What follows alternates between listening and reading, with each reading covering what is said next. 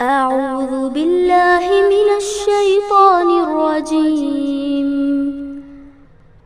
بسم الله الرحمن الرحيم. اقرأ باسم ربك الذي خلق. خلق الإنسان من علق. اقرأ وربك الأكرم. الذي علم بالقلم. علم الإنسان ما لم يعلم. اعوذ باللہ من الشیطان الرجیم. بسم اللہ الرحمن الرحیم. اب یہاں پر دیکھیں، اس میں جو نماز کی آپ لوگوں نے اس سے پہلے بھی پڑھا ہے، پہلے پارے میں یا ایھا الذین آمنوا استعینوا بالصبر والصلاۃ، سیم یہ آیت ہے، لیکن اس میں کیا ہے، یہاں پر ان اللہ مع الصابرین، وہاں پر ہے وَإِنَّهَا لَكَبِيرَةٌ إِلَّا عَلَى الْخَاشِعِينَ. نماز ہے ایک بھاری چیز مگر الا علی الخاشعین، مگر ڈرنے والوں کے لیے نہیں ہے نا، جو خشوع اختیار کرنے والوں کے لیے نہیں ہے. تو اب دیکھیں آگے بھی انشاءاللہ تعالیٰ آپ لوگ پڑھیں گے کہ نماز کا مطلب صرف یہی نہیں ہے کہ اللہ کے آگے نماز بہت ساری حکمتیں ہیں، ہے نا. جیسے کہ ایک یہ اجتماعی زندگی، اجتماعی جو اللہ کے رسول صلی اللہ علیہ وسلم نے حکم دیا ہے، میں تمہیں حکم دیتا ہوں 5 چیزوں کا، کہ جماعت کے ساتھ ایک جماعت سے جڑے رہنے کا، سما کا یعنی سننے کا، اطاعت کا، ہے نا. تو اس میں سے یہ جو اجتماعی زندگی کا جو نظم و ضبط ہے وہ نماز سکھاتی ہے نا. نماز جو ہے، اب دیکھیں کہ ایک تو یہ چیز بھی ہے کہ 5 وقت 5 مرتبہ اللہ کے سامنے بندہ حاضر ہو کر اس کو یہ دراصل اب دیکھیں کہ یہ اللہ تعالیٰ نے ایک ہی ٹائم، اگر وہ ساری باتیں ایک ہی ٹائم کر لیتے تو اگر 5 مرتبہ کے بجائے ایک ہی ٹائم میں وہ ساری نماز ہم پڑھ لیتے تو، لیکن دراصل اللہ تعالیٰ ہمیں چیک کرنا چاہتا ہے، کہیں تم اس دنیا میں مصروف ہو کر بھول نہ جاؤ کہ تمہارا کوئی رب ہے نا. کیونکہ نفس ہر دم بڑا بننے کے لیے تیار رہتا ہے نا، تو نماز یاد دلاتی ہے کہ اللہ سب سے بڑا ہے نا.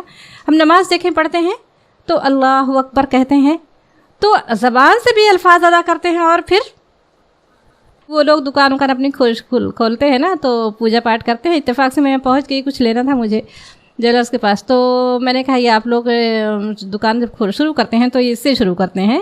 تو کہتے ہیں ہاں. تو ہم نے کہا ہاں، ہم لوگ بھی شروعات جب شروع دن کرتے ہیں تو پھر ہم لوگ بھی اسی پریئر سے کرتے ہیں، عبادت سے ہی. تو اس سے بہت خوش ہو گیا، اس کو لگا کہ میری اس کو تعریف کر رہی ہیں یہ. میں نے کہا ہاں ہم لوگ بھی یہی کرتے ہیں. تو اس نے کہا ہاں آپ لوگ جو ہے نماز پڑھتے ہیں اور اذان ہوتی ہے نا 5 وقت، بتا دیا اس نے، لیکن ہم لوگوں کو کوئی ٹائم نہیں ہے، ہم لوگ کبھی بھی کر لیتے ہیں. آپ لوگوں کا ٹائم ہے؟ ہاں. اسے کہا ہم لوگ کوئی ٹائم نہیں، ہم کرتے ہیں لیکن ہمارا کوئی ٹائم نہیں ہے. تو ہم نے کہا کہ تو اس پر میں نے اس سے کہا کہ آپ یہ نہیں جاننا چاہتے کہ ہم لوگ ٹائم کیوں ہے، کیونکہ یہ سوال اکثر آتا ہے نا، پوچھتے ہیں نا یہ ٹائم کیوں ہے. تو اس نے کہا کہ بتائیں. میں نے کہا دراصل ہمارا ایشور یہ دیکھنا چاہتا ہے کہ اس کے نزدیک میری کتنی اہمیت ہے. جو وہ وقت ہو جائے تو وہ کوئی بھی کام ہو، چاہے شاپنگ ہو، چاہے بچے کو اسکول بھیجنا ہو، چاہے وہ نیند ہو، چاہے جو بھی ہے، اس کے نزدیک وہ چیز اہمیت ہے یا کہ میری. جب وہ وقت ہو جائے تو ہم سب کچھ چھوڑ کر اس کے سامنے کھڑے ہو جائیں. یہ وقت کی پابندی اس لیے ہے کہ وہ ایشور چیک کرتا ہے 5 میں دن مرتبہ 5 بار کہ میری اس کے نزدیک کتنی اہمیت ہے اس کے ذریعے. تو یہ جو ہے جب یہ اس طرح کوئی سوال کرے تو یہ جواب دیں، ہے نا. جیسے اس نے کہا تھا نا کہ کیوں نہیں تم جو ہے نماز تھوڑا پہلے پڑھ لیتے، بعد میں پڑھ لیا کرو، روز اسکول میں مار کھاتے ہو، سب کے سامنے بے عزتی ہوتی ہے. تو اس نے کہا تھا کہ مجھے یہاں کی بے عزتی برداشت لیکن وہاں کی نہیں. اور دوسری چیز اس نے کیا کہا تھا، اس نے کہا تھا کہ تمہارے بھگوان تمہارے پابند ہے، ہم اپنے بھگوان کے پابند ہیں، ہے نا. کتنی بڑی بات تھی، دونوں میں کتنا فرق ہے. تو یہ چیز کی نماز دن میں 5 مرتبہ ہمیں یاد دلاتی ہے کہ اللہ سب سے بڑا ہے. کہ نماز میں اللہ ہم کو چیک کرنا چاہتا ہے کہ میری اہمیت اس کے نزدیک کتنی ہے.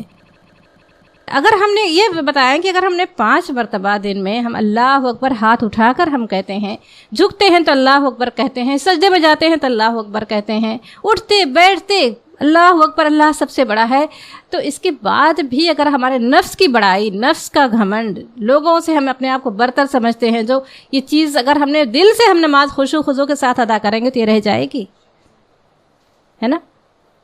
یہ تو عاجزی سے اختیار کرنے کو کہتی ہے. تم عاجز ہو، بے بس ہو، جس طرح سے ہاتھ بات کر اللہ کے سامنے کھڑے ہو بے بس بن کر، تم اتنے ہی بے بس ہو. تو ایسے بے بس لوگ کا کرنے کا کوئی حق ہے نا؟ یہ نماز ہمیں انکساری بتاتی ہے. دوسری چیز، نماز جو ہے اب یہ ہمیں سکھاتی ہے کہ ہم نے اللہ اکبر کا اللہ سب سے بڑا کہہ کر ہم نے ہاتھ باندھ لیا. تو یہ دراصل یہ اس بات کا ہمیں اعتراف ہوتا ہے نماز میں کہ اللہ جس طرح سے ہم اس نماز میں یہ تو تھوڑی دیر کی نماز ہے، لیکن ہم تیرے حکم کے ہر حکم کے آگے ہاتھ باندھ کر کھڑے ہو جائیں گے، ہے نا؟ جھکتے ہیں تو یہی اعتراف ہوتا ہے، اللہ ہم نے تو یہ نماز میں جھکا ہے، اللہ ہم اس بات کا اعتراف کرتے ہیں ہم تیرے ہر حکم کے آگے جھک جائیں گے، ہے نا؟ اس طرح سجدے میں جاتے ہیں تو اس بات کا احساس ہوتا ہے ہم کچھ نہیں ہے اللہ. ہم نے جب سے پیشانی کہتے ہیں انسان کی، سب سے کہتے ہیں میرا سر جھکا دیا، ہے نا؟ انسان جب کوئی بے عزتی ہو تو کہتا ہے میرا سر جھک گیا، اس کو ہم ٹیک دیتے ہیں زمین پہ، ہے نا؟ تو یہ تمام چیزیں کیا ہیں ہمیں انسان. اور دوسری چیز کی باجماعت نماز کا جو ہے ہمارے مردوں کے لیے جو سکھاتی ہے وہ کہ کس طرح سے اجتماعی نظم کا کیا وہ اصول ہونا چاہیے. جس طرح سے ایک امام کے پیچھے امام اللہ اکبر کہتا ہے، سب اللہ اکبر کہ کھڑے ہو جاتے ہیں. وہ جھکتا ہے تو فوراً جھکتے ہیں، اس سجدے میں جاتا ہے تو فوراً سجدے میں جاتے ہیں، ہے نا؟ پھر اس کے بعد قدم قدم پر صبر ہے. یہ صبر کے بغیر کہتے ہیں نا کہ ایک نماز، دوسرے صبر کہتے ہیں، یہ صبر اگر نہیں ہوگا تو ہم یہ کام کر ہی نہیں پائیں گے. اللہ نے جو ہمیں جو شروع ہی میں اس پارے کے شروع ہی میں جو بتا دیا گیا ہے، ہم نے تمہیں امت وسط بنایا ہے، تو اس امامت کے منصب کو، اس ذمہ داری کو آپ ادا کر ہی نہیں پائیں گے اگر ہمارے اندر صبر نہیں ہوگا، ہے نا؟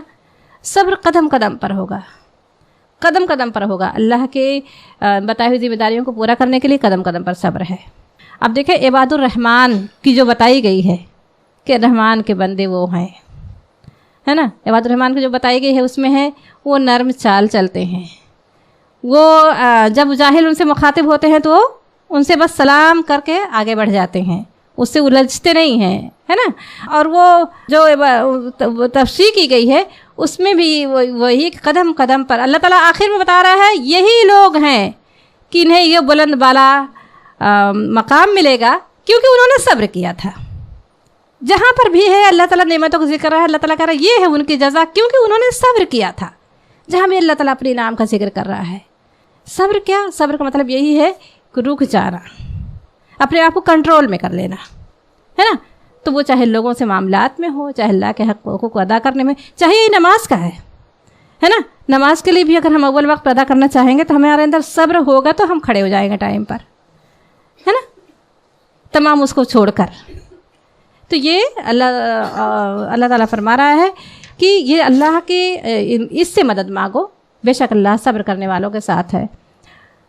ولا تقولو، اور وا اور لا نہیں، تقولو اور نہ ہی تم کہو، لیے من جو یقتلو، اب یہ قتل قاف تا لام قتل ہے نا، جو قتل کیے جائیں، فی میں سبیل راستہ، راستہ اللہ فی سبیل اللہ، اللہ کی راہ میں، اموات کیا نہ کہو، انہیں مردہ نہ کہو. اموات مطلب بے جان یا مر گئے، ہے نا؟ موت طاری ہو گئی، کیا کہتے ہیں؟ مر گئے. تو اللہ تعالیٰ فرما رہا ہے کہ انہیں یہ نہ کہو وہ مردہ ہیں، ہے نا؟ بلکہ احیاء، یہ احیاء، یہ بلکہ وہ زندہ ہیں. حیات کا وہ لفظ ہے نا، حیات بھی بولتے ہیں نا زندگی کے لیے، زندگی موت اور حیات، ہے نا؟ بلکہ احیاء، وہ زندہ ہیں.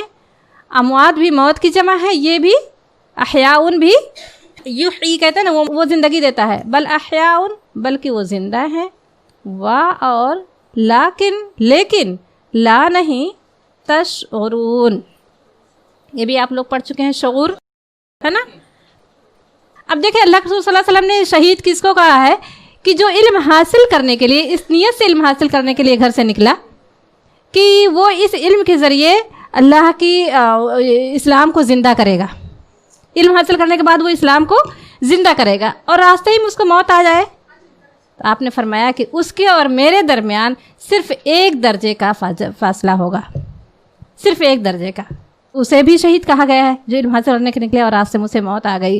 لیکن جو میدان جہاد کی بات ہے وہ اس کے درجات جو قرآن میں اس کے لیے ہیں کہ وہ رزق پا رہے ہیں اور راشدہ اور فرحاں ہیں، وہ جو ہے وہ آیت تو صرف مجاہدوں کے لیے ہے جو سر پہ کفن باندھ کر نکلتے ہیں. اب اس کو کوئی پہنچ پائے گا جو اپنے عروسہ کو چھوڑ کر میدان جہاد میں کود پڑتے ہیں؟ اس درجہ تو کوئی پا سکتا ہے. حنظلہ رضی اللہ تعالیٰ عنہ، وہ ان کی شادی ہوئی تھی، اپنی دلہن کے پاس تھے اور یہ اعلان ہوتا ہے میدان جنگ میں جانا ہے اور وہ فوراً چلے جاتے ہیں، ہے نا. غسل ان کے فرشتے، 70 صحابہ شہید ہوئے تھے اور آپ اس وقت آپ کے چہرے پہ مسکراہٹ، آپ نے فرمایا کہ حوریں حنظلہ کو غسل دے رہی ہیں.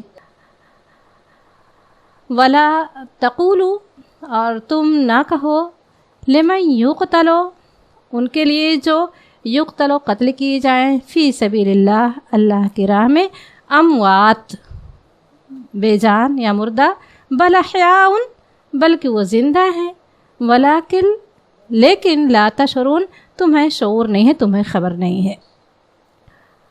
اب یہ آیتیں اصل میں نازل ہو رہی تھیں. اب یہ مدنی سورہ ہے نا، اب یہ جہاد ہونے والا تھا تو یہ اب ترغیب دی جا رہی ہے انہیں، ان کی حوصلہ افزائی کی جا رہی ہے نا، کہ صبر اور نماز سے تم مدد لو. اور اس کے بعد تاکہ لوگوں کے اندر یہ، اب جیسے کہتے ہیں نا کہ وہ اب یہی جو اس آیات تھیں کہ لوگوں کے اندر جذبہ جہاد کا شوق پیدا ہو رہا تھا. اب جنگ بدر میں جو لوگ صحابی رہ گئے تھے میدان میں، جنگ احد میں بے چین تھے کہ مقابلہ ہو.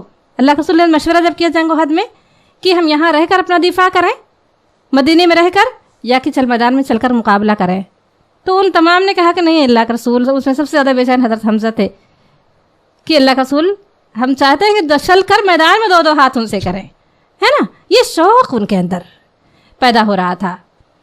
اب جیسے کہ یہ علم حاصل کرنے پر جو حدیث ہے، جب یہ حدیث پڑھے تو اچھا لگتا ہے، ایک حوصلہ بڑھتا ہے نا، کہ اب تو ہم نہ اللہ کے رسول کا دور ہے نہ صحابہ کا دور ہے، لیکن ہم اگر اس مرتبے کو، اللہ کے رسول نے اتنی بڑی بشارت دی کہ میرے اور اس کے درمیان صرف 1 درجے کا فرق ہوگا، ہے نا، تو کیوں نہ ہم یہ جذبہ لیے ہوئے ہم علم حاصل کریں کہ اللہ میں علم حاصل کروں گا اور اس کے ذریعے میں اسلام کو زندہ کروں گی، ہے نا. اور لام زبر لال، یعنی لا ضرور، لام تاکید ہے یہاں پر، ہے نا. نبلونکم، یہ ابتلا سے نکلے، ابتلا کہتے ہیں آزمائش کو. آپ لوگ پیچھے پڑھ چکے ہیں نا، وَإِذِ ابْتَلَىٰ إِبْرَاهِيمَ، ہے نا. اور جب آزمایا، ابتلا آزمائش کی ابراہیم کی اس کے رب نے. یہاں پر وا اور لا تاکید نہ ہم، ہے نا، اور با لام واو، یہاں پر یہ بلاؤ ہے یعنی آزمائش ہے. ولا نبلونکم، اور ہم ضرور آزمائیں گے، تم کو، بشیئن، کچھ چیزوں سے. یہ اللہ تعالیٰ فرما رہا ہے کہ دنیا میں آئے ہو تو آزمائش ضرور ہوگی. یہ دنیا ہے میں آئے ہو تو یہ دنیا تو امتحان گاہ ہے، تمہاری آزمائش ہوگی اور ضرور ہم تم کو آزمائیں گے. بشیئن، کچھ چیزوں سے. من سے الخوف، خوف سے، والجوع، اور بھوک سے، ونقص، اور نقصانات. کس کے، کون سے نقص کہتے ہیں نقصان کو، ہے نا. من الامر، نقصان کی جمع نقص ہے نا، نقصانات سے. من سے الاموال، مال کے نقصان سے، والانف سے، اور جان کے نقصان سے، والثمرات، اور پھلوں کے نقصانات سے ہم تمہاری آزمائش کریں گے، ہے نا. ہم ضرور اللہ تعالیٰ یہاں پر یہ نہیں کہ ہم آزمائیں گے، ضرور اللہ تعالیٰ نے کہا ہے. یہاں پر لام تاکید یہاں پر ہے، تاکیدی جملہ ہے یہ کہ ہم ضرور تمہاری آزمائش کریں گے کچھ چیزوں میں. سب سے پہلے خوف. خوف کی آزمائش بہت بڑی ہوتی ہے نا. انسان کہتے ہیں زندگی اور موت دونوں کے درمیان خوف زدہ رہتا ہے. یہ خوف جس کے اللہ تعالیٰ کسی کے اوپر نہ لائے کہ خوف جو کی آزمائش ہوتی ہے بہت بڑی ہوتی ہے. ایک حادثہ ہو جاتا ہے, زندگی اور موت کا فیصلہ ہو جاتا ہے, وہ انسان کچھ دیر پریشان ہوتا ہے, پھر صبر آ جاتا ہے. لیکن خوف جو انسان اس کے درمیان لٹکتا رہتا ہے نا, بہت بڑا ہوتا ہے. یہ جس سے اللہ تعالیٰ اس ہر ایک کو اس سے محفوظ رکھے. تو اللہ تعالیٰ فرما رہا ہے کہ ہم آزمائش کریں گے خوف سے, والجوع اور بھوک سے, ونقص من الاموال والانفس والثمرات, مال سے, مال اور جان اور پھلوں کے نقصانات سے. ڈر ہے, خوف زدہ ہے کہ کچھ ہونے والا ہے, یا اس طرح کی کوئی پریشانی ہے کہ جو نہ ادھر میں ہے نہ ادھر میں ہے, نہ جینے دے رہی ہے نہ مرنے دے رہی ہے نا. اس طرح کی پریشانیاں آتی ہیں زندگی میں. تو اللہ تعالیٰ اس سے محفوظ رکھے کہ انسان خوف زدہ, خوف کے عالم میں دن رات اس سے کٹتے ہیں, ہے نا. آپ دیکھیں کہ اب کوئی وینٹیلیٹر پہ ہوتا ہے, کیا ہوتا ہے, خوف کے درمیان رہتا ہے, پتہ نہیں کیا ہوگا, پتہ نہیں کیا ہوگا. بلکہ جب وہ انسان چلا جاتا ہے تو پھر کچھ دن کے بعد صبر آ جاتا ہے. لیکن وہ خوف کا عالم رہتا ہے جب تک کہ وہ امید اور اس کے خوف کے درمیان ہے نا رہتا ہے. امید بھی رہتی ہے لیکن خوف بہت زیادہ ہوتا ہے. تو اللہ تعالیٰ فرما رہا ہے کہ یہ اللہ تعالیٰ نے یہ بتا دیا کہ ہم تمہاری آزمائش کریں گے. دنیا میں آئے ہو تو یہ آزمائشوں سے دو چار ہونا پڑے گا. لیکن اللہ تعالیٰ نے دعا بھی بتائی ہے, اللہم انی اعوذ بک من الہم والحزن والعجز والکسل والبخل والجبن, ہے نا. تو یہ دعا بھی اللہ تعالیٰ سے مانگنی چاہیے. ایسا نہیں ہے کہ بالکل ہم ہر وقت تیار ہی رہیں. اللہ سے پناہ مانگنی چاہیے. یہ دعا ہے نا, ربنا ولا تحملنا ما لا طاقت لنا, اللہ ہم پر وہ بوجھ نہ ڈال, وہ آزمائش نہ ڈال جس سے اٹھانے کی ہمیں طاقت نہ ہو, ہے نا. تو یہ اللہ کی تمام دعائیں اسی لیے کہتے ہیں نماز پڑھ کر اللہ سے کثرت سے دعا مانگنی چاہیے, اٹھتے بیٹھتے کام کرتے ہوئے. لیکن فرض نماز کے بعد کی دعائیں قبول ہوتی ہیں, ہے نا. تو احسن وہ یہ ہے کہ فرض نماز کے بعد دعا کرنا نہ بھولیں, ہے نا. تو یہ تمام دعائیں مانگتے رہیں. لیکن جب تک ہم امن میں ہیں بھول ہی جاتا ہے.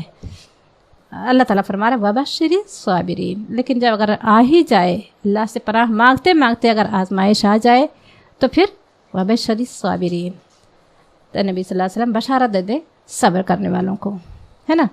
تو اللہ کے رسول صلی اللہ علیہ وسلم نے فرمایا نا کہ مومن کا معاملہ کیا خوب ہے. جب اللہ تعالیٰ اسے نعمت عطا کرتا ہے وہ شکر ادا کرتا ہے, اور جب اس پر مصیبت آتی ہے تو صبر کرتا ہے نا.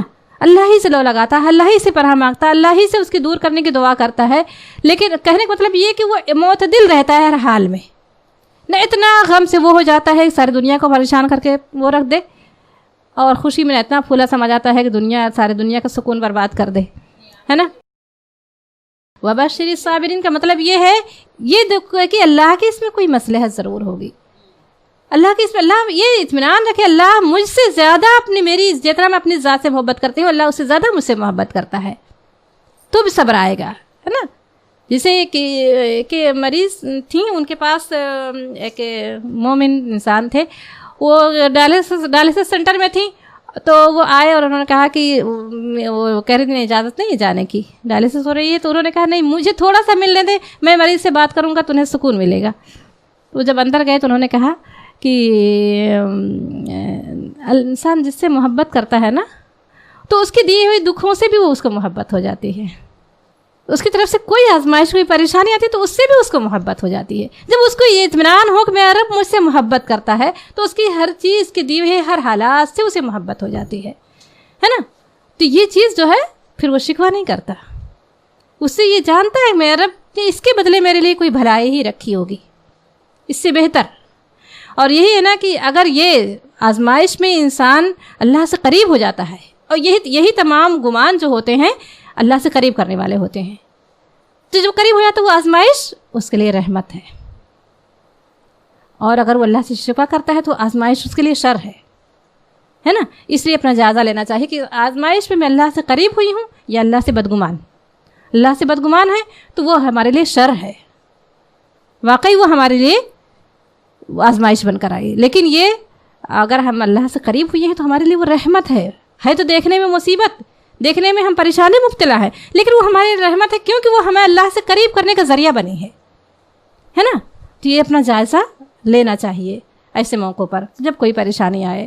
وبشر الصابرین. تو اللہ تعالیٰ فرما رہا ہے کہ اگر اللہ سے قربت والا معاملہ ہے تو اس کا مطلب کہ آپ نے صبر کر لیا ہے نا. اے نبی صلی اللہ علیہ وسلم بشارت دے دیں صبر کرنے والوں کو. اب یہ بشارت کا کیا ہے؟ اللہ تعالیٰ نے جو رکھا ہے کہ اب میں ٹائم ہو جائے گا جو سناؤں گی وہ آیت ہے سورہ دہر کی کہ اللہ تعالیٰ نے کیا انعام رکھا ہے. سورہ دہر پڑھ لو بس پہلا رکوع. اس میں ہے نا کہ سورہ دہر میں ہے نا کہ وہ ان کے لیے وہ چشمے ہوں گے. اس میں بس اللہ تعالیٰ نے شروع ہی میں کہہ دیا ہے کہ ہم نے انسان کو پیدا کیا تاکہ ہم ان کی آزمائش کریں. یہ شروع ہی میں ہے وہ آیت ہے نا آزمائش کے لیے. پھر اس کے بعد اللہ تعالیٰ فرما رہا ہے کہ جو نافرمان ہوں گے ان کے لیے جہنم ہے, بیڑیاں ہیں اور طوق ہے. اور جو نیک لوگ ہوں گے پھر پورا رکوع نیک لوگوں کے لیے جو انعامات ہیں وہ پہلا رکوع پورا اس کے لیے ہے نا. آپ دیکھیں سورہ البقرہ کے آخر میں آپ لوگ پڑھیں گے اللہ تعالیٰ نے مانگنے کا طریقہ سکھایا ہے. آزمائش مانگنا نہیں چاہیے, ہاں بالکل نہیں ایسے حالات سے بچنا چاہیے جو ہمیں مصیبت میں مبتلا کرنے والوں. اللہ تعالیٰ نے اس کے بچنے کی دعا میں سکھائی ہے. ربنا لا تؤاخذنا ان نسینا واخطانا ربنا ولا تحمل علينا اصرا كما حملته على الذين من قبلنا, ہے نا. ربنا ولا تحملنا ما لا طاقة لنا. آپ اسی البقرہ کی آخری رکوع کی سورہ ہے, آخری رکوع میں یہیں پر سورہ البقرہ ختم ہوگی. اللہ تعالیٰ نے یہ کہ تم مومنو یوں دعا کیا کرو, ہے نا, کہ اللہ ہم پر وہ بوجھ نہ ڈال جو تو نے ہم سے پہلے کے لوگوں پر ڈالے, ہے نا. اللہ ہم پر وہ بار نہ ڈال جسے اٹھانے کی ہمیں طاقت نہ ہو, ہے نا. الذین وہ لوگ اذا جب اصابت پہنچتی ہے ہم انہیں مصیبتن کوئی مصیبت قالو وہ کہتے ہیں انا للہ بے شک ہم اللہ کے لیے ہیں و انا اور بے شک ہم الیہ اسی کی طرف راجعون, ہے نا, اسی کی طرف پلٹنے والے ہیں. اللہ کے رسول صلی اللہ علیہ وسلم اگر چراغ بھی بجھ جاتا تھا ہوا سے تو آپ تب بھی انا للہ پڑھتے تھے, ہے نا. انا للہ و انا, چھوٹی ہو یا بڑی, ہر اس پر اللہ کے رسول صلی اللہ علیہ وسلم انا للہ و انا الیہ راجعون پڑھتے تھے, ہے نا, کہ ہم اللہ کے لیے ہیں و انا, یعنی اس وقت یہ اس پر صبر کا. انا للہ کا مطلب ہم اللہ ہی کے لیے ہیں. یہ مصیبت آئی ہے تو اللہ کی طرف سے آئی ہے, ہم بھی اللہ ہی کے ہیں. و انا الیہ راجعون, اور اسی کی طرف ہم پلٹائے جانے والے ہیں, ہے نا. اولئک یہ جملہ ہی ثابت قدم رکھتا ہے نا, کہ جب اللہ تعالیٰ پوچھتا ہے نا کسی کی آداب زندگی میں دیکھیں کہ جب اللہ تعالیٰ بھیجتا ہے فرشتوں کہ جاؤ میرے بندے کی لخت جگر کی روح کو قبض کر لو. فرشتے آتے ہیں روح قبض کر لیتے ہیں, لے کر جب پہنچتے ہیں تو اللہ تعالیٰ ان سے پوچھتا ہے میرے بندے نے کیا کہا. لیکن اللہ اس نے تیری پاکی و بزرگی بیان کی اور انا للہ و انا الیہ راجعون کہا اور تیری حمد بیان کی. تو اللہ تعالیٰ کہتا ہے کہ میں اے فرشتوں میرے اس بندے کے لیے ایک گھر, جنت میں ایک گھر تعمیر کرو اور اس کا نام بیت الحمد رکھو. یعنی صبر کے ساتھ کوئی ایسا وہ نہیں, آنسو پر وہ تو نہیں. اللہ کے رسول صلی اللہ علیہ وسلم جب ان کے بیٹے حضرت ابراہیم کا انتقال ہوا تو آپ کے اندر سے آپ کے آنکھوں سے آنسو تھے اور آپ کے یہ سینے کی سے ایسے آواز نکل رہی تھی جیسے گوشت چولہے پر چڑھا دیا جائے, گوشت کی ہانڈی چڑھا دی جائے, اس میں سے آواز آ رہی ہو, اس طرح سے آواز آ رہی تھی, ہے نا. اور آپ کے آنکھوں میں آنسو تھے. تو یہ تو اللہ نے اس پر وہ نہیں ہے, لیکن ایسے کلمات سے بچنا, ایسے آوازوں سے بچنا, کلمات سے جو اللہ کی ناشکری کرنے والے ہوں, ہے نا. یعنی اس پریشانی میں کوئی ایسا انسان کچھ الفاظ نکال سکتا ہے نا, مگر انا للہ کا مطلب یہ کہ اسے کوئی غلط الفاظ نہیں نکالا بلکہ اللہ پر بھروسہ کر لیا. ہم اللہ کے اور اللہ کی طرف پلٹ کر جانے والے ہیں, ہے نا. اس مصیبت میں بھی اللہ انسان مصیبت میں چاہے جو جملہ نکال دیتا ہے نا, لیکن یہاں پر پریشانی کوئی بڑی ہو یا چھوٹی یہ پڑھ لینی چاہیے. اولئک یہی لوگ ہیں علیہم ان پر صلوات ان پر عنایات ہوں گی, من ربہم من سے ربہم ان کے رب کی طرف سے, ورحمت اور رحمت ان پر سایہ کرے گی. اور یعنی ان پہ یہی لوگ ہیں کہ ان پر اللہ کی طرف سے, ان کے رب کی طرف سے بڑی عنایات ہوں گی, ورحمتن اور رحمت ہوگی, واولئک اور یہی لوگ ہم المہتدون اور یہی لوگ ہدایت پانے والے ہوں گے, یہی لوگ ہدایت یافتہ ہوں گے, ہے نا. یہاں پر اب دیکھیں یہاں پر کیوں اتنی بڑی بات, اب ہم نے انا للہ تو پڑھ لیا, اب انا للہ تو پڑھ لیا کیونکہ ایک ہمارا وہ تقیہ کلام بن گیا ہے کہ نہیں یہ تو عادت سی ہو گئی ہے, لیکن اس کے بعد سے پھر اس ساری شکوہ شکایتیں ہو رہی ہیں, ہے نا, اللہ کی ناشکری ہو رہی ہے. ایسے نہیں, انا للہ کا مطلب یہ کہ آپ نے اللہ کے حوالے صبر, اللہ کے نام پر صبر کر لیا ہے نا.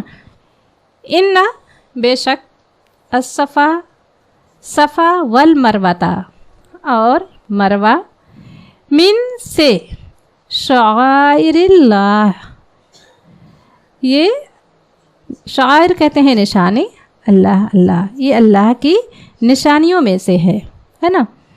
علامت یہ شاعر کہتے ہیں نا, اس میں شاعر اللہ وہ چیز جو اس کی ہمارے مذہب کی وہ کرے علامت ہو, نشانی ہو, جو نشانی ہو. جیسے کہتے ہیں نا پولیس کا یونیفارم کیا ہے, ان کی وردی کیا ہے, وہ ان کی نشانی ہے نا. جو اسٹیمپ ہوتا ہے سکے پر وہ کیا ہے, وہ نشانی ہے گورنمنٹ کی, ہے نا, کہ یہ کہاں کا سکہ ہے نا. تو اسی طرح سے یہ شاعر جو ہے وہ علامت ہے نا. نشانی تو بہت ساری آیات اللہ آیا ہے, لیکن شاعر کا لفظ جہاں آ گیا وہ علامت ہے نا, جو ہمارے اس کی نشاندہی کرے, ہے نا, کیے. تو یہاں شاعر اللہ, بے شک صفا اور مروہ من شاعر اللہ, ہاں اللہ کی نشانیوں میں سے ہے. پس اچھا یہ دراصل یہاں پر صفا اور مروہ کی جو بات آ رہی ہے لگتا ہے الگ ٹاپک شروع ہو گیا ہے نا. تو یہ دراصل یہ صفا, یہ دو بت تھے. صفا پہاڑ پر ایک بت رکھا ہوا تھا, اس کا نام تھا اصاف, اور مروہ پر نائلہ بت تھا. یہ دونوں یہاں پر رکھے ہوئے تھے. وہ زمانے جاہلیت میں کبھی لوگوں نے, ان لوگوں کے بارے میں تھا کہ ان لوگوں نے کبھی خانہ کعبہ کے اندر جا کر انہوں نے زنا کیا تھا, اور وہاں انہیں اللہ تعالیٰ نے وہاں پر اس کی سزا یہ دی کہ وہ پتھر بن گئے تھے, ہے نا.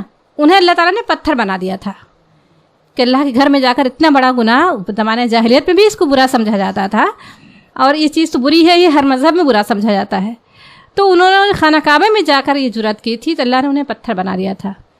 تو اب کچھ لوگوں نے وہیں خانہ کعبہ کے اس پر رکھ دیا تھا, جتنے بھی لوگ ہوں, اور ان کو پتھر مارے,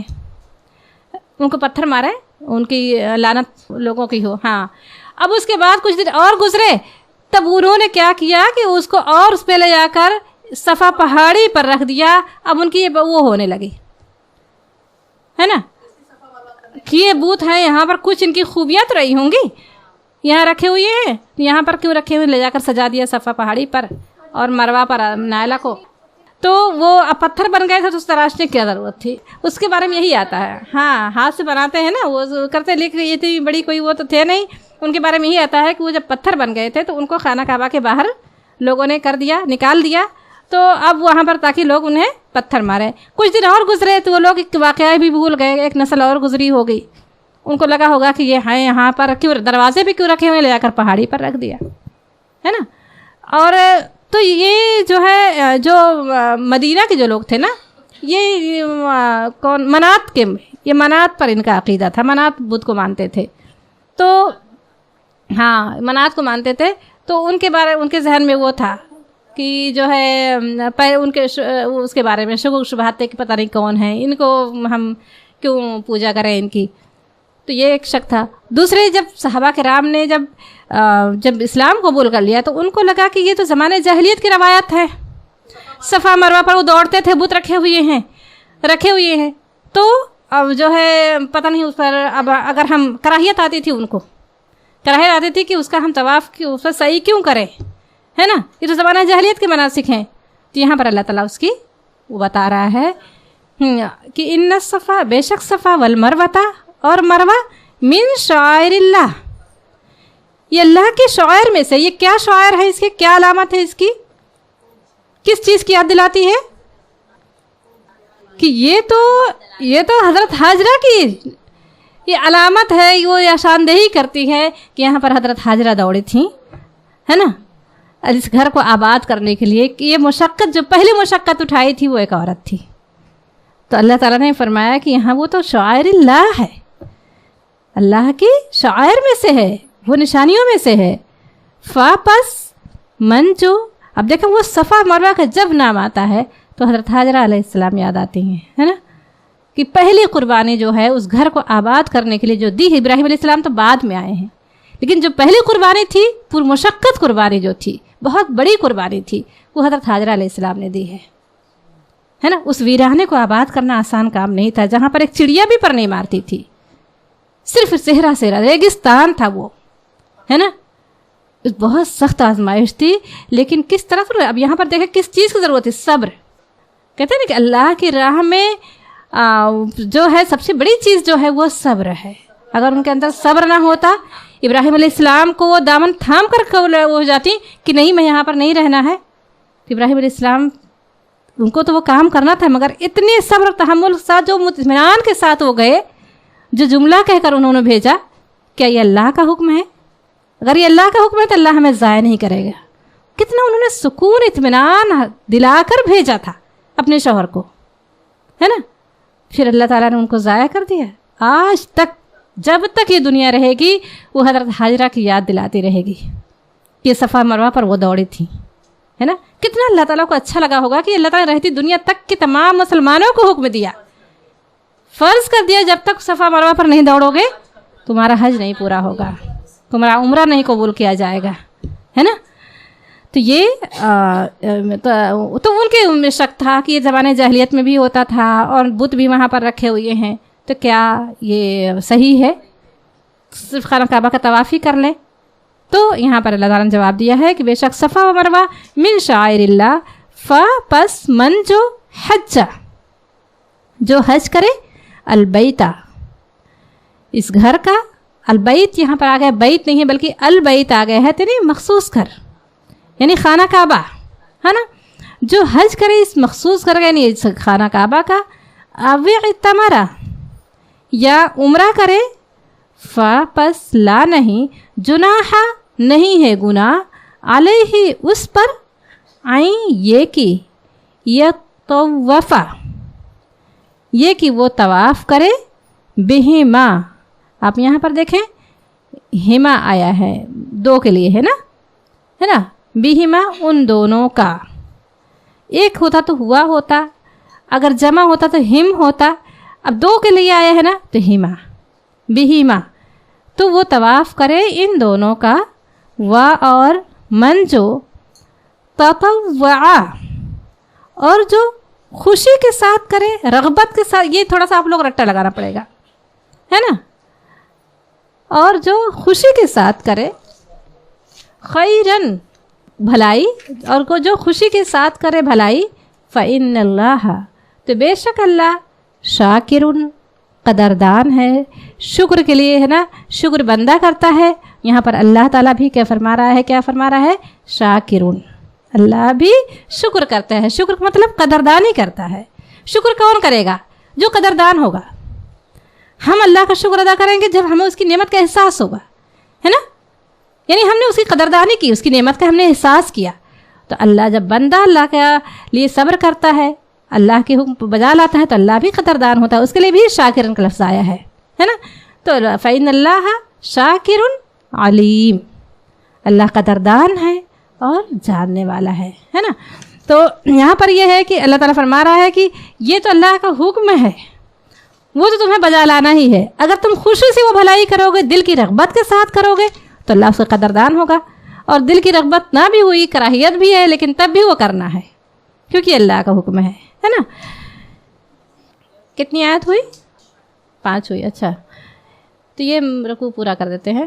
ان الذین، ان بے شک، الذین وہ لوگ، یکتمون چھپاتے ہیں، ما جو، انزل نازل کیا، نہ ہم نے، انزلنا جو نازل کیا ہم نے، من البینات، من سے البینات روشن نشانیاں، والہدا اور ہدایت، من سے بعد اس کے بعد، ما جو، بینا ہو ہم نے کھول کھول کر بیان کر دیا. بینا مطلب واضح کر دیا ہے نا.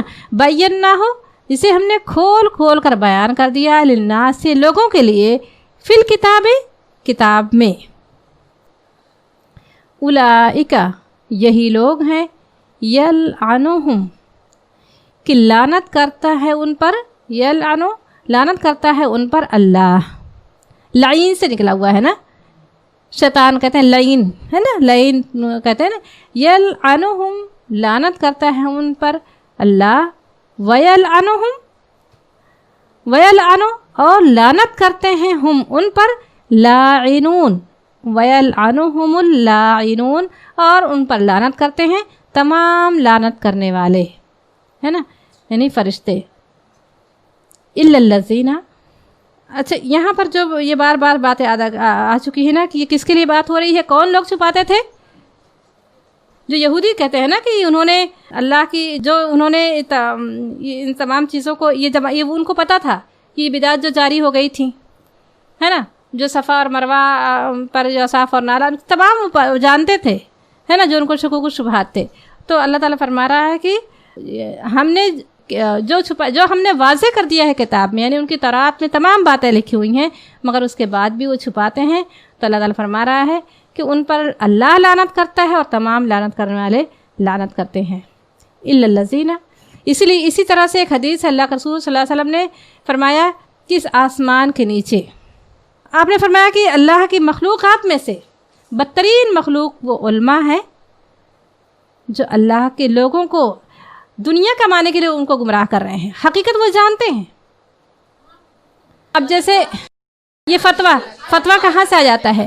قرآن میں لکھا ہے 4 مہینے 10 دن کی عدت. 40 دن کا فتویٰ کس نے دے دیا؟ حلالہ حرام ہے کس نے اس کو حلال کر دیا؟ یہ کون کرتا ہے؟ آپ نے فرمایا کہ دنیا میں جتنی بھی مخلوق ہیں جتنی بھی اس میں تمام درندے پرندے سب ہیں اس میں. آپ نے فرمایا کہ سب سے بدترین مخلوق وہ عالم ہے وہ علماء ہے جو لوگوں کو غلط فتوے دے کر بہکاتے ہیں. بہت بڑھ جاتی ہے لیکن شیطان اتنی ہی زیادہ تیزی سے ان کی رگوں میں دوڑتا ہے نا. وہ چاہتا ہے علم آ گیا ہے تو ابھی دوسرے اللہ تعالیٰ فرما رہا ہے نا کہ نہیں انہوں نے وما تفرق الذین اوتوا الکتاب الا من بعد ما جاءہم البینہ. انہوں نے تفرقہ نہیں کیا مگر کب؟ جب ان کے پاس کھلی نشانیاں ما جاءہم البینہ جب ان کے پاس بینات آ گئی ہے نا. جب ان کے پاس بینات آ گئی تب انہوں نے کیونکہ یہ جو بینات ہوتی ہے علم ہوتا ہے نا پھر انسان کو گھمنڈ میں مبتلا کر دیتا ہے. یہ اللہ کے اس کا خشیت اور خوف اللہ سے قربت نہ ہو اگر اس میں تو یہ آپ کو اور ہے نا.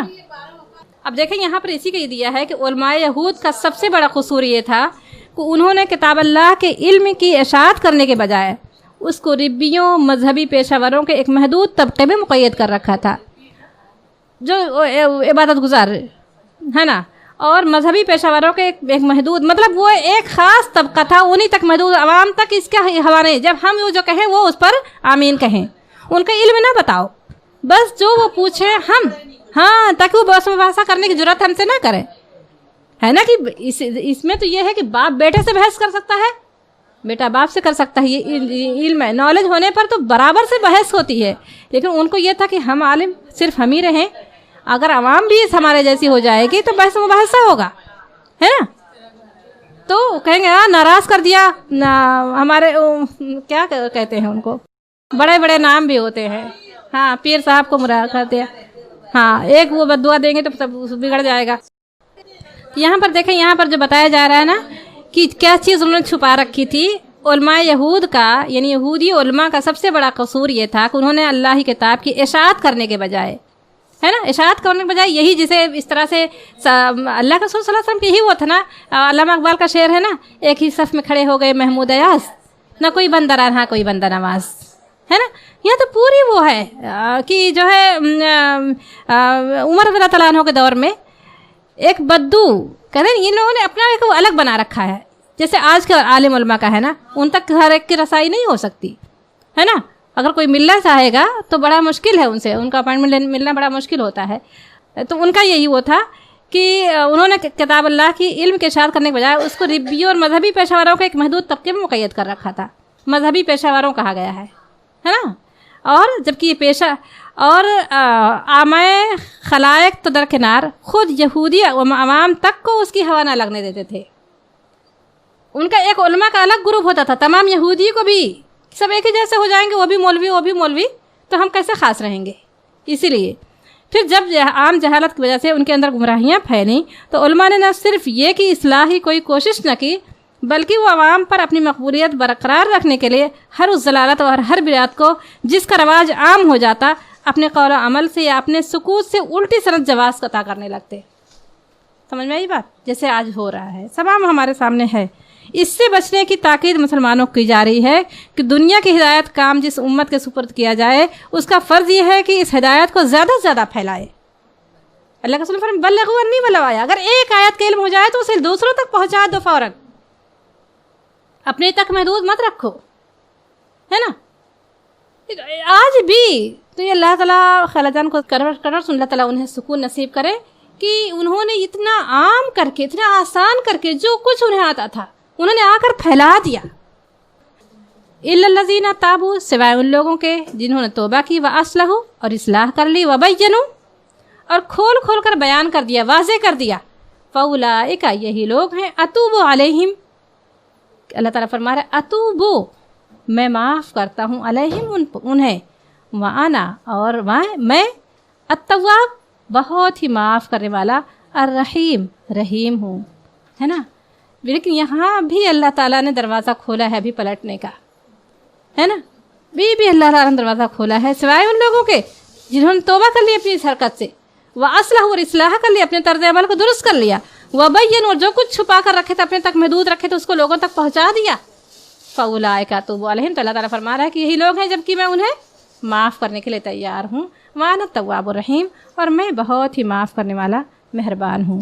اللہ تعالیٰ ہم سب کو توفیق دے کہ اگر ہمارے اندر یہ تڑپ پیدا ہو کہ اگر ہمیں ایک علم ہو گیا ہے تو اسے دوسروں تک پہنچانے کے لیے ہم بے چین ہو جائیں، ہے نا، کیونکہ یہ آخری آیت جو تھی اسے اس پہ تھی۔ اللہ تعالیٰ ہمیں اس بات کے ہمارے اندر یہ شوق پیدا کرے، ہمارے اندر یہ فکر پیدا کرے، اور ہمارے اندر اس کے لیے اللہ تعالیٰ ہمیں جنون عطا کرے۔ یہ کام بغیر جنون کے ہو ہی نہیں سکتا، کہ جب تک لوگ کہنے لگے کہ مجنون، لفظ کو لوگوں نے کیا کہا تھا، یہ مجنون ہو گئے ہیں، ہے نا۔ تو اللہ تعالیٰ جو ہمیں ہر چیز سے ہمیں بیزار کر دے اور صرف ہمیں فکر اسی کی رہ جائے، اللہ تعالیٰ ہم سب کو اس بات کی توفیق دے۔ وآخر دعوانا ان الحمدللہ رب العالمین۔ الحمدللہ آیت نمبر 154 سے 160 کی تفسیر مکمل ہوئی۔ تو آئیے چلتے ہیں ورڈ انالیسس کی طرف، اور مجھے پوری امید ہے کہ میری تمام بہنوں کے فوکس جو ہے وہ مصحف پر ہوگا، اور مجھے پورا یقین ہے کہ میری وہ بہنیں جو پورے فوکس کے ساتھ سنتی ہیں اور پڑھتی ہیں انہیں بہت فائدہ ہوا ہوگا، اور کوشش یہی ہے کہ اللہ سبحانہ وتعالیٰ آپ سب کے ساتھ بہت سی آسانیاں فرمائیں۔ تو آیت نمبر 154 کی شروع کرتے ہیں ورڈ انالیسس۔ ولا اور نہ تقولو تم کہو، لمن اسے جو یقتلو مارے جائیں، فی میں سبیل اللہ اللہ کے راستے میں۔ اب دیکھیں ایسے ورڈز نہ بہت قرآن میں آئے ہیں جہاں پہ دو ہی ورڈ ہوتے ہیں، کمبینیشن ہوتا ہے دو ورڈز کا، لیکن جب ہم ان کا ٹرانسلیشن کرتے ہیں تو دونوں کے بیچ میں نسبت ہو جاتی ہے، یعنی یہاں پہ سبیل یعنی راستہ ہے اور اللہ کا معنی اللہ ہے، تو ہم اس کو اللہ کے راستے میں کہہ رہے ہیں، تو یہ کہاں سے آ گیا؟ تو اس کو مرکب اضافی کہتے ہیں میری بہنوں، اور انشاءاللہ جب آپ عربی گرامر پڑھیں گے، اور ضرور پڑھیں گے آپ لوگ انشاءاللہ، اور جیسے دھیرے دھیرے آپ آگے بڑھیں گے تو گریجولی آپ سمجھتے جائیں گے۔ اس کے کچھ رولز ہوتے ہیں، تو سمپل سا رول میں آپ کو بتاتی ہوں کہ جو اگلا ورڈ ہے نا، جو دو ورڈز ہیں، اس کا جو سیکنڈ ورڈ ہے یعنی اللہ، اس کے نیچے کیا ہے؟ کسرہ ہے، زیر جس کو کہتے ہیں، اور عربی کے زبان کے اس میں کی مجرور ہے، یعنی اس میں جر ہے، حالت جر میں ہے، زیر لگا ہوا ہے، ٹھیک ہے نا۔ تو حالانکہ حالت جر کے کچھ الگ اس کے رولز ہیں، لیکن یہاں پہ ایک سمپلیفائڈ فارم میں بتاتی ہوں کہ جو دوسرا ورڈ ہے نا وہ ہمیشہ کیا ہوگا؟ زیر والا ہوگا۔ تو اور پہلا ورڈ جو ہوگا اس میں یا تو پیش ہوگا، اور یہاں پہ کیونکہ فی لگ گیا نا تو فی کی وجہ سے زیر آ گیا ہے اس پر۔ یہ بھی آپ آگے پڑھیں گے کہ یہ بھی حرف جر ہے، اور بہت کثرت سے یہ سارے جتنے بھی حرف ہیں جو جر والے وہ کثرت سے قرآن میں استعمال ہوئے ہیں۔ تو انشاءاللہ جب آپ آگے بڑھیں گے قرآن میں تو آپ کو یہ بھی بتاتے چلوں گی کہ حروف جر کون سے ہیں جن کی وجہ سے زیر لگ جاتا ہے۔ تو ابھی کے لیے صرف اتنا یاد رکھیں کہ سبیل اللہ جو ہے وہ مرکب اضافی ہے، ٹھیک ہے نا. تو سبیل اللہ اللہ کی راہ میں، امواتن مردہ ہیں، یعنی کہ جو اللہ کی راہ میں ماری جائیں انہیں مردہ نہ کہو. اس کا مطلب یہ ہوتا ہے بلکہ احیاء زندہ ہیں، وہ زندہ ہیں، ولیکن اور لیکن لا تشعرون تم شعور نہیں رکھتے. رننگ ٹرانسلیشن، اور جو اللہ کی راہ میں مارے جائیں انہیں مردہ نہ کہو بلکہ وہ زندہ ہیں لیکن تم اس کا شعور نہیں رکھتے. آیت نمبر 155 دیکھتے ہیں. وَلَنَبْلُوَنَّكُمْ، وہ اور البتہ، نبلو ہم، نبلون ہم آزمائیں گے، کم تمہیں. ٹھیک ہے، یہ اس کا بریک اپ تھا، ورڈ کا بریک اپ. اور دیکھیں یہاں پر نون پہ شد ہے، اور جبھی بھی کسی بھی ورڈ فعل میں، ورب میں اگر نون پہ تشدید ہو، میں پہلے بھی کہہ چکی ہوں، تو اس کا مطلب ہے کہ ضرور بضرور ایسا ہوگا. یعنی اللہ سبحانہ تعالیٰ کہہ رہے ہیں اور ضرور ہم آزمائیں گے تمہیں. ہاں، بِشَيْءٍ، کچھ بھی، کسی چیز سے بھی، ساتھ کسی بھی چیز کے، اتنی چیز جو انسان کے بس میں ہوگی. من الخوف، خوف میں سے، والجوع اور بھوک میں سے، ونقص اور نقصان. اچھا، نقصان جو ہے وہ اردو میں استعمال ہوتا ہے نا، نقص، ٹھیک ہے. من الاموالی، مال میں سے، یعنی نقصان کس کا ہوگا؟ ہو سکتا ہے مال میں سے نقصان آزمائیں گے اللہ سبحانہ تعالیٰ. والانفسی، اور جان سے. انفس جو ہے وہ نفس کی جمع ہے، یہ سب پلورل ہے. اموال مال کی جمع ہے، انفس جو ہے وہ نفس کی جمع ہے، اور والثمرات جو ہے وہ پھلوں کی جمع ہے. ٹھیک ہے نا. تو کون کون سی چیز کی کمی سے اللہ سبحانہ تعالیٰ آزمائیں گے؟ مال کی کمی سے. جان کی کمی سے کیسے آزمائیں گے؟ کہ موت بھی آ سکتی ہے، انسان کو بیماری لاحق ہو سکتی ہے، یہ بھی ہو سکتا ہے نا نقصان.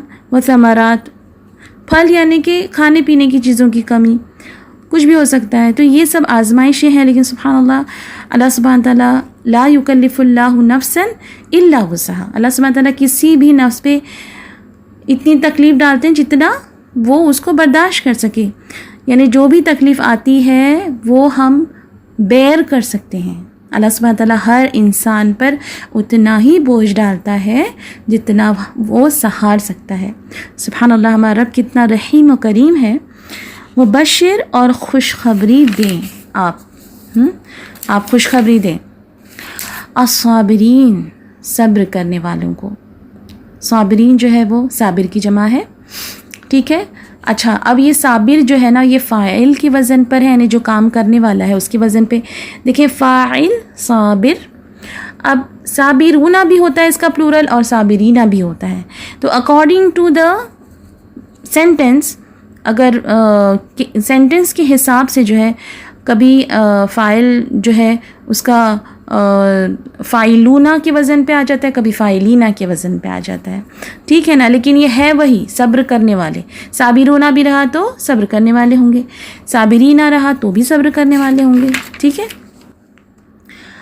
اور ہم تمہیں ضرور آزمائیں گے کچھ خوف سے اور بھوک سے اور مال و جان اور پھلوں کے نقصان سے، اور آپ صلی اللہ علیہ وسلم خوشخبری دیں صبر کرنے والوں کو. آیت نمبر 156 دیکھتے ہیں. الذین، وہ جو، اذا جب، اصابتہم پہنچے انہیں، اصابت پہنچے، ہم انہیں. ٹھیک ہے. تو اصابت کا جو روٹ ہے وہ ہے صاد واو با، تیر کا ٹھیک نشانے پر لگنا. یہاں پر کیا مراد ہے؟ اللہ تعالیٰ کی طرف سے انسان کو کسی مشکل کا پہنچنا.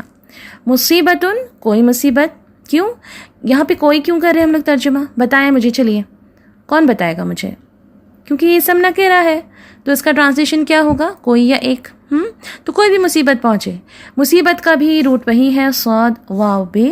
اور ہر ناگوار حادثہ اور ہر ناخوشگوار چیز کے لیے یہ استعمال ہوتا ہے، کیونکہ مصیبت بھی ایسے آ کر لگتی ہے جیسے تیر نشانے پر آ کے لگتا ہے. اسی کو پہنچتی ہے جس کو پہنچنی ہوتی ہے، دوسری جگہ نہیں لگتی۔ قالوا، وہ کہیں، انا، ہم، للہ، اللہ کے لیے ہے، وانا، اور ہم، الیہ، اسی کی طرف، راجعون، لوٹنے والے ہیں۔ تو اس سے کیا پتہ چلا کہ اگر ہمیں کوئی مصیبت پہنچتی ہے تو ہمیں کون سی دعا پڑھنا چاہیے؟ ان للہ و انا الیہ راجعون۔ اور اس سے ملا کر بھی ایک دعا ہے جو صحیح حدیث سے جو ثابت ہے، اس کا مفہوم یہ ہے، اس دعا کو پڑھنے کا فائدہ میں پڑھ کے بتاتی ہوں آپ کو۔ دعا وہ ہے اللہم، پہلے تو ہم یہ پڑھیں گے انا للہ و انا الیہ راجعون، اس کے بعد ہم پڑھیں گے اللہم اجرنی فی مصیبتی واخلف لی خیرا منہا۔ تو نبی صلی اللہ علیہ وسلم کی حدیث پاک کا مفہوم ہے کہ جبھی بھی کسی کو کوئی مصیبت پہنچے اور وہ انا للہ پڑھے، انا للہ و انا الیہ راجعون، اور یہ دعا پڑھے، تو اللہ سبحانہ تعالیٰ اس کی تکلیف پر، اس کی مصیبت پر اس کو اجر دیں گے اور اس سے بہتر نعم البدل اس کو عطا کریں گے۔ تو اس دعا کی بہت بڑی فضیلت ہے۔ تو اپنے کیا کہتے ہیں، اپنی زندگی میں، اپنے معاملات میں، روٹین میں اس کو شامل کر لیں۔ اللہ سبحانہ تعالیٰ ہم سب کے ساتھ بہترین معاملہ فرمائے۔ تو یہ دعا بہت ہی اچھی ہے۔ تو رننگ ٹرانسلیشن دیکھتے ہیں 156 کا، وہ جنہیں جب کوئی مصیبت پہنچے تو وہ کہیں ہم اللہ کے لیے ہیں اور ہم اسی کی طرف لوٹنے والے ہیں۔ 157 دیکھتے ہیں، اولئک، یہی لوگ، علیہم، ان پر، صلوات، عنایتیں ہیں۔ اچھا، صلوات جو ہے اس کا جو روٹ ہے وہ ہے صاد لام واو۔ صلواتن کا کیا مطلب ہے؟ عنایتیں ہے نا، تو اور صلواتن جو ہے وہ صلاۃ کی جمع ہے، ٹھیک ہے۔ تو یہاں پر جو عنایتیں ہیں تو اللہ تعالیٰ کی طرف سے مسلمانوں کے لیے دعا کے معنی میں ہے۔ اس کا لفظی معنی ہوتا ہے، صلواتن کا معنی ہوتا ہے نشو و نما دینا، بڑھانا، اور یہ کیا ہوتی ہے؟ صلاۃ کی جمع ہوتی ہے، صلوات۔ اور صلاۃ کا معنی ہے کسی چیز کی طرف بڑھنا، یعنی صلاۃ، ہم نماز کو صلاۃ کہتے ہیں، تو نماز کی طرف بڑھنا۔ اور جب اللہ سبحانہ و تعالیٰ کی طرف سے صلواتن ہے، کیونکہ آگے کیا آ رہا ہے؟ من ربہم، ان کے رب کی طرف سے، تو جب اللہ کی طرف سے، اللہ سبحانہ و تعالیٰ کی طرف سے صلوات ہے، اس کا مطلب ہے کہ اللہ تعالیٰ اپنے بندوں کی طرف رحمت کے ساتھ بڑھتا ہے۔ آگے دیکھیں آ رہا ہے من ربہم، ان کے رب کی طرف سے، وہ اور رحمت ہے، وَأُولَئِكَ، اور یہی لوگ، ہم المہتدون، وہ ہدایت یافتہ ہیں۔ اللہ سبحانہ و تعالیٰ ہم سب کو جو ہے، اللہم اجعلنا منہم، اللہ سبحانہ و تعالیٰ ہم کو ہدایت یافتہ لوگوں میں شامل کریں، ٹھیک ہے۔ اس کا رننگ ٹرانسلیشن، یہی لوگ ہیں جن پر ان کے رب کی طرف سے عنایتیں ہیں اور رحمت ہے، اور یہی لوگ ہدایت یافتہ ہیں۔ 158، ان الصفا والمروہ، ان بے شک، الصفا، صفا، والمروہ، اور مروہ، من سے، شعائر، نشانات۔ دیکھیں پھر سے یہ مضاف الیہ ہے، شعائر اللہ، اللہ کے نشانات میں سے ہیں۔ من جو ہے وہ حرف جر ہے، اس کی وجہ سے شعائر کے نیچے زیر آ گیا ہے، ٹھیک ہے۔ تو اللہ کے نیچے زیر ہے ہی، کیونکہ سیکنڈ ورڈ کے نیچے ہمیشہ زیر رہے گا، اور کبھی کبھی زبر بھی ہو سکتا ہے، لیکن موسٹلی زیر رہے گا، ٹھیک ہے، کیونکہ عربی زبان میں کچھ نہ کچھ ایسی صورتیں ہو جاتی ہیں کہ جس میں ایکسیپشنز پائے جاتے ہیں۔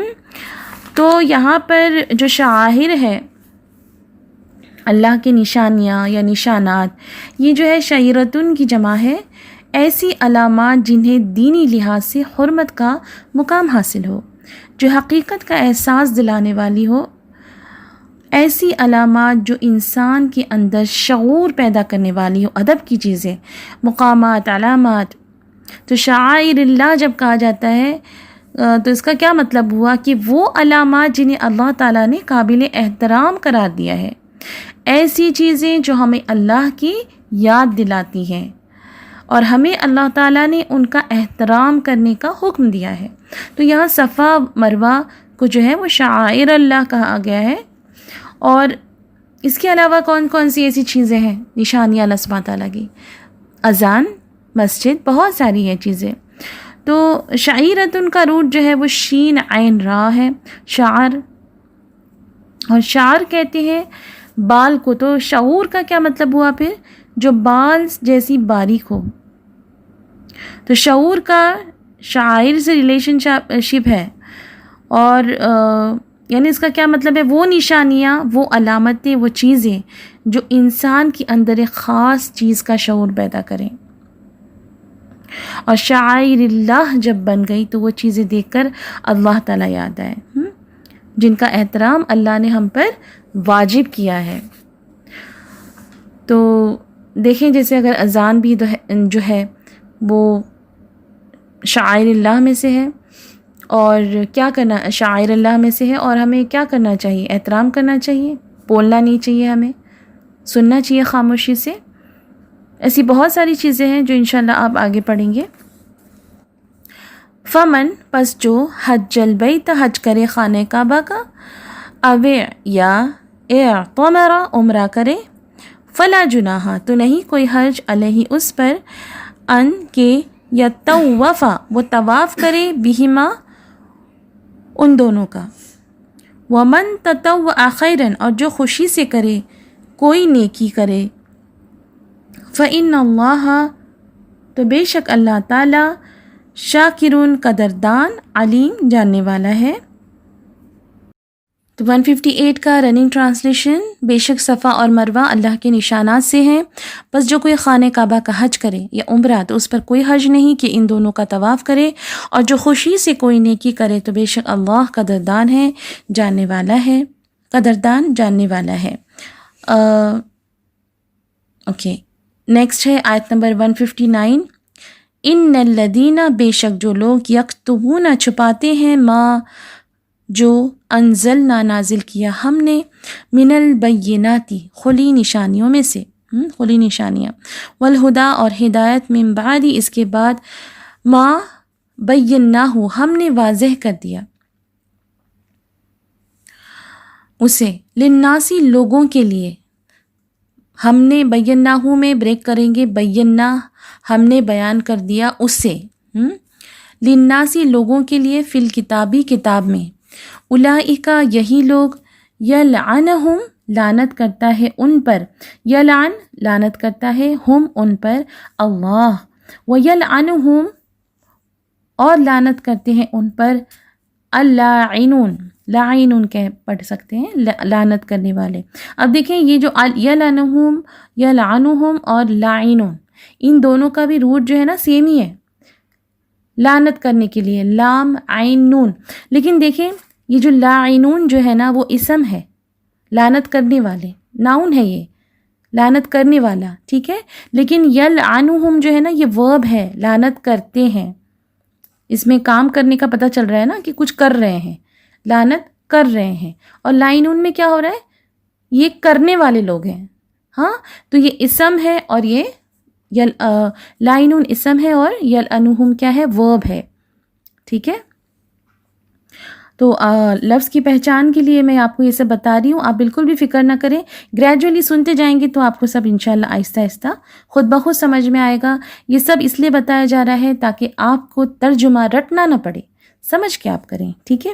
تو بے شک جو لوگ چھپاتے ہیں جو اللہ نے کھلی نشانیاں اور ہدایت نازل کی، اس کے بعد کہ ہم نے اسی خطاب میں لوگوں کے لیے واضح کر دیا، یہی لوگ ہیں جن پر اللہ لعنت کرتا ہے، اور ان پر لعنت کرتے ہیں لعنت کرنے والے. آیت نمبر 160 کی ورڈ انالیسس، اللہ سوائے، الذین وہ لوگ جو تابو، ٹھیک ہے، انہوں نے توبہ کی. اگر تابہ ہوتا تو اس نے توبہ کی، تابہ ہے سنگل میل کے لیے آتا ہے کہ اس نے توبہ کی، اور تابو یعنی انہوں نے توبہ کی. یہ بھی وہ بھی ہے کیونکہ وہ کچھ کر رہے ہیں نا، کچھ کام کر رہے ہیں، توبہ کر رہے ہیں. وہ اصلحوا اور اصلاح کی، تو یہ بھی پلورل ہی ہے، بہت سارے لوگوں نے اصلاح کی. وہ بینوا اور واضح کیا. فاولئک پس یہی لوگ ہیں، اتوبو میں معاف کرتا ہوں، علیہم انہیں. وہ انا اور میں التواب معاف کرنے والا، الرحیم رحم کرنے والا ہوں۔ سبحان اللہ، یہ کوالٹی جو ہے اللہ سبحانہ تعالیٰ کی ہمیں ہمیشہ یاد رکھنا چاہیے، اور اللہ سبحانہ تعالیٰ ہم کو توابین میں سے بنا دینا، کہ ہم انسان ہیں، ہم کمزور ہیں، ہم سے گناہ ہوتے کچھ نہ کچھ تو ہوتے ہی ہیں، ہر انسان کو اپنا خود پتہ ہوتا ہے، لیکن ہماری کوشش یہی ہونی چاہیے کہ جب بھی گناہ ہو فوراً ہم توبہ کر لیں، اور ایسا نہ ہو کہ ہم اس سوچ میں کہ بابا پتہ نہیں بہت زیادہ ہو گیا، کچھ پتہ نہیں اللہ معاف کرے گا نہیں کرے گا، یہ سب وسوسے ہیں شیطان کے۔ فوراً توبہ اگر ہم کر لیں گے تو اللہ سبحانہ تعالیٰ ہمیں معاف بھی کر دیں گے، اور ہمیں جو ہے نیکی کی توفیق بھی دے دیں گے۔ تو اللہ سبحانہ تعالیٰ ہم کو من توابین میں سے بنا دینا، اللہ سبحانہ تعالیٰ۔ سبحان اللہ۔ اچھا، اس کا میں نے ٹرانسلیشن نہیں پڑھا، رننگ، سوائے ان لوگوں کے جنہوں نے توبہ کی اور اصلاح کی اور واضح کر دیا، بس یہی لوگ ہیں جنہیں میں معاف کرتا ہوں، اور میں معاف کرنے والا، رحم کرنے والا ہوں۔ سبحان اللہ۔ دیکھیں اب یہاں پہ ورڈ انالیسس مکمل ہوئی، ہم پڑھتے ہیں انڈیویجول میننگز کی طرف۔ جی، نمبر ہے 281، یقتلو، قتل کر دیا گیا۔ یہ فعل مجہول اسے کہتے ہیں، مجہول یعنی کہ اس میں جو ہے نا کون کر رہا ہے اس کا پتہ نہیں چلتا، لیکن بس کام ہو رہا ہے اس کا پتہ چلتا ہے، ٹھیک ہے نا، تو اس کو فعل مجہول کہتے ہیں۔ بس سننا ہے آپ نے، عربی میں اس لیے کہہ رہی ایکسپلین کرتی ہوں تاکہ آپ کے دماغ میں جا کر فیڈ ہو جائے۔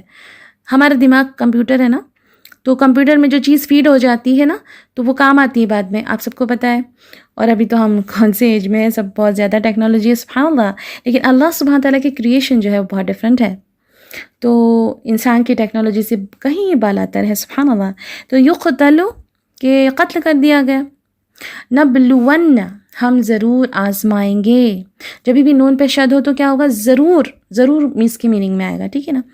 بشیء چند چیزوں سے، الجوع بھوک، نقص کمی نقصان، یہ تو بہت ایزی ہے، نقص اور نقصان، اصابت پہنچی، صلوات رحمتیں، اعتمر عمرہ کیا، یطوف طواف کرے، من تطوع جس نے خوشی سے کیا، شاکرن قدردان صلہ دینے والا، یلعن لعنت کرتا ہے، لاعنت لعنت کرنے والے، اتوبو میں متوجہ ہوتا ہوں، توبہ قبول کرتا ہوں۔ سبحان اللہ۔ یہیں پر انڈیویجول میننگز بھی مکمل ہوئی۔ بڑھتے ہیں کوشچن آنسر کی طرف۔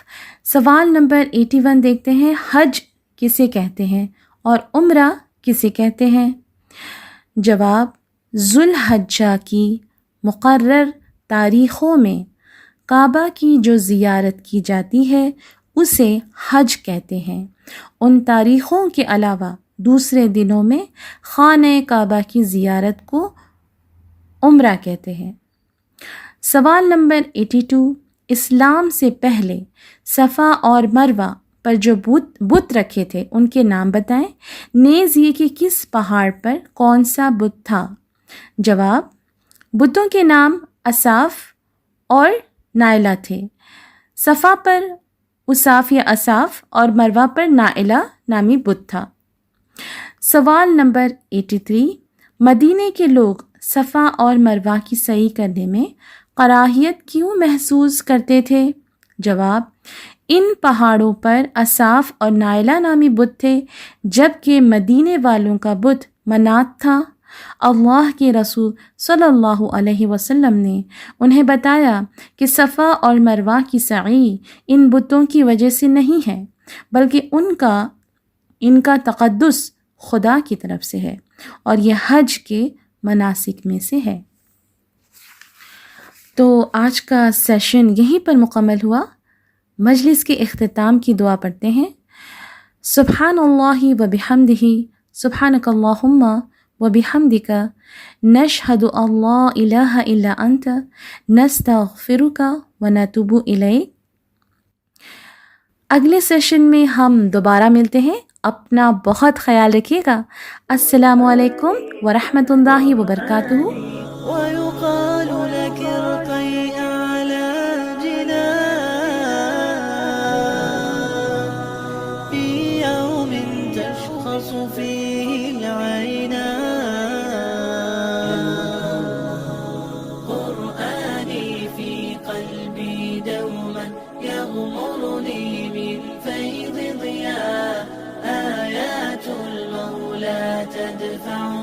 تدفعني نحو العليا، والكون الواسع في صدري